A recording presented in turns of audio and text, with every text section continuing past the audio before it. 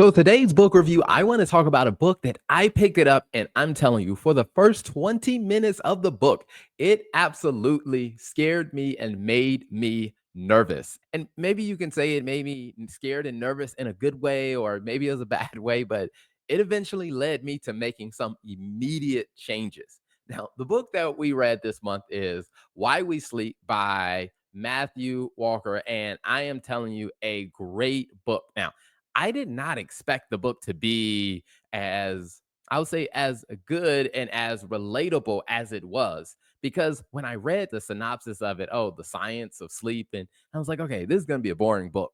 But the way that he starts the book off, I will say it really grabbed my attention because in the beginning of the book, he starts talking about what are some of the signs that can happen in your life of when you're not getting enough sleep or why we need enough sleep. And as I began listening to him, the entire time he's listing these things off, I'm like, oh, that's happened to me. That's happened to me. I'm feeling that right now. And it made me realize immediately, hey, Terrell, you need to get more sleep. And I will say, until I read this book, I really didn't grasp all of the benefits of getting sleep and the necessary, I guess you say, repair or development that your body goes through when you are sleeping. I'm going to give you a synopsis of a few key things that stood out to me. Now, I'm not going to recap the entire book because, like I said, it's a really good book and it has a lot of information in it. And I'm going to spare you some of the technical, I guess you say, science technology or science terminology that was talked about in the book. And I'm just going to paraphrase a few of the things that really stood out to me. And I may look off screen to look at my notes just because there's a lot of stuff that I really wanted to highlight. And I would encourage people to check out the book. The first thing that I would say is when it comes down to whether or not you are getting enough sleep, a lot of times that question would come up and people would just say, hey, do you get enough sleep? And people would automatically just say, hey, are you getting 8 hours of sleep? Now, I've been a person who has been under the impression that I didn't need 8 hours of sleep. And to be honest with you, I still don't believe, even after reading the book, I still don't believe that I need 8 hours of sleep. But one of the things that I didn't know is I didn't know how to really judge whether I was getting enough sleep or not. And I think the book does a really good job of pointing out what are some of those signs that you should be looking out for. For one is how your body responds, whether it's your response time, or even when it comes down to, let's say, if you're a person like me, like I'm not gonna say like I am like the a deep athlete that I work out every single day, but I do like to hike. And in the process of hiking, you do have to train. And one of the things that I noticed is that before I really started paying attention to my sleep pattern, when I would go through a pretty intense workout, my body took a lot longer to recover when I wasn't getting enough sleep. But when I started putting attention to, hey, I'm going to do a better job of getting more sleep, what I noticed is the recovery time in between those intense workouts or those longer hikes, the recovery time actually started getting shorter. So, what I didn't realize and I was doing to myself is I was actually damaging my body or making it harder for my body to recover because I wasn't getting a sufficient amount of sleep. And then also, when it came down to thinking about things like my response time as I'm creating videos or on meetings with different law firms and different clients, is I realized that when you don't have enough sleep, your brain just doesn't process information as quickly as you should, which you might miss some things. So let's bring this back to you as a law firm owner. Now, as a law firm owner, one of the things that you got to realize is every client that comes in to hire your law firm, they're depending on you and your staff to be able to help them navigate a very probably personally complex legal situation. And if you're lacking sleep, chances are you're probably not going to show up the best. Now, if you're a litigator and you're going into court, you definitely want to make sure you're showing up your best because you're there to represent your client in their best interest. So if you're not showing up your best, it's probably going to show up in your performance. And also, when you're lacking sleep, something that I've seen a consistent pattern on is I have seen law firms When they're lacking sleep, their ability to recognize some signs of a potentially bad client are usually pretty down. And so, one of the things that I encourage a lot of my clients to do is that if you're really good at the law that you practice or the aspect of the law that you practice, then people are going to want to hire you. It's your job to make sure that you don't let in the wrong types of clients, because if you let in the wrong client, it could really be absolutely disruptive to your business. So that's the first thing, is if you're not getting enough sleep, your ability to recognize and respond to things is going to be down. Now, another thing that it really jumped out to me is when it came down to why I wasn't getting enough sleep. Because a lot of times I would think about, okay, all right, when I would sleep, I didn't really feel like I was getting the best consistent sleep. What was the pattern? And then in the book, he talked about how your diet and the timing of when you eat impacts your sleep pattern. And as he started talking about certain things, like especially when he talked about like with coffee, and he talked about how long coffee stays in your system. And I was the type of person that maybe sometimes, depending on what was going on, if I was working late, I would get a cup of coffee to stay up a little bit later to get through what I was doing.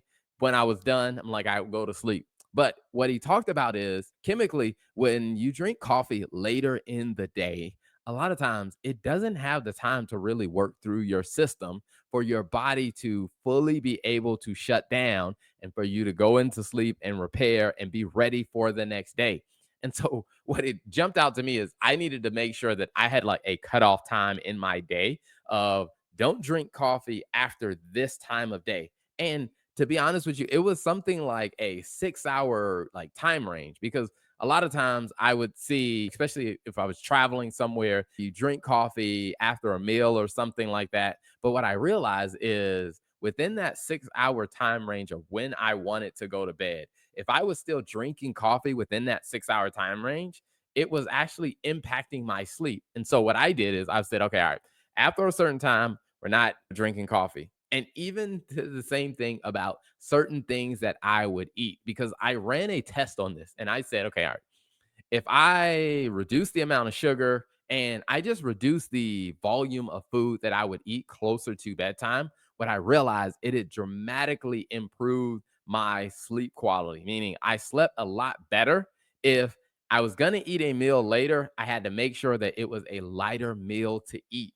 And by making some of those small tweaks, what I noticed is my sleep quality started getting a lot better, and which was huge for me because during over the past summer, like I've been doing more and more speaking engagements to where I would say 2 or 3 weeks out of the month, I was traveling somewhere else and constantly on the go. But I noticed by making these small changes, even while I was on the road and traveling, I was still able to get pretty good sleep quality if I focused on implementing those things. Now, another big one for me that really helped improve sleep quality was drinking more water. Now, I know it wasn't like I was drinking like sodas and juices all the time. It's just I just wasn't drinking enough water. Now, part of that was me training for the hikes and stuff like that. Is like I had to compensate and actually drink more than probably the average person just because of the workout pattern and stuff like that. But what I realized is by drinking more water and also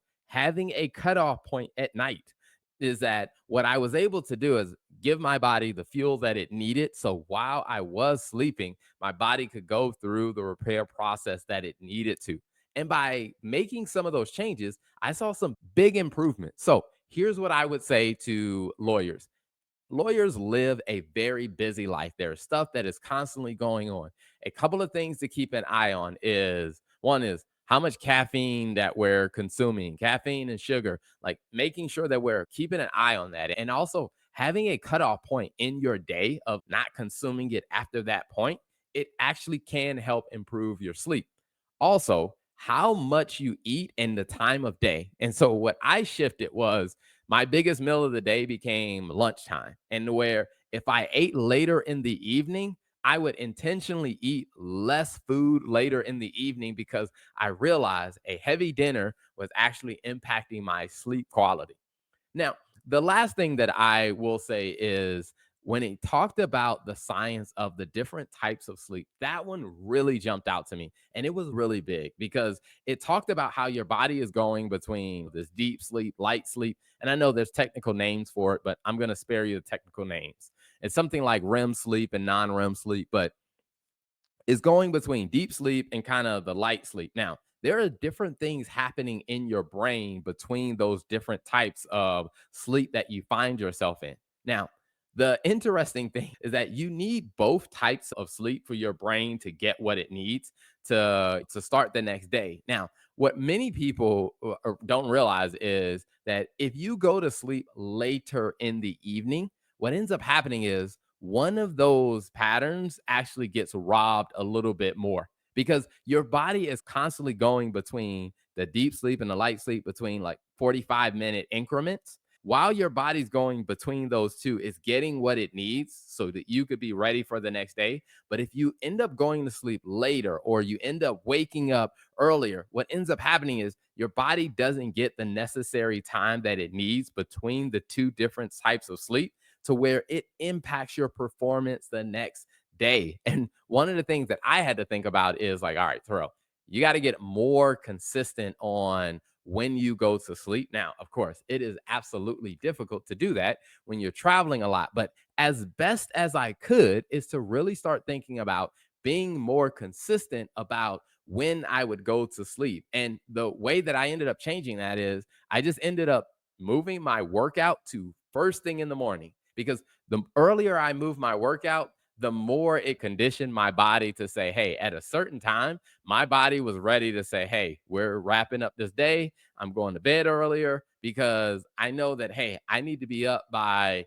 6:30. I need to be up by 7 to get in my workout. And by making some of those changes, it really forced me to have a much better pattern. Now, I will tell you, when I violate that pattern, or let's say I decide to stay up late, or I fall asleep watching TV on the couch, and then I wake up at 2 o'clock in the morning, get up and go to the bed, I notice a huge difference in my energy level and how I function the next day, as opposed to really giving myself that time to say, hey, I'm going to bed by this time. And even if I'm not sleepy, like I'm just laying in the bed, letting my brain kind of process through the day. And eventually I fall asleep. But when I am more disciplined about it, what I notice is it is a major difference the next day. And so I would encourage every law firm owner knowing that you have a very busy life and everything we do can't always be predictable. But when we can, is exercising some of that discipline about what we are going to do to protect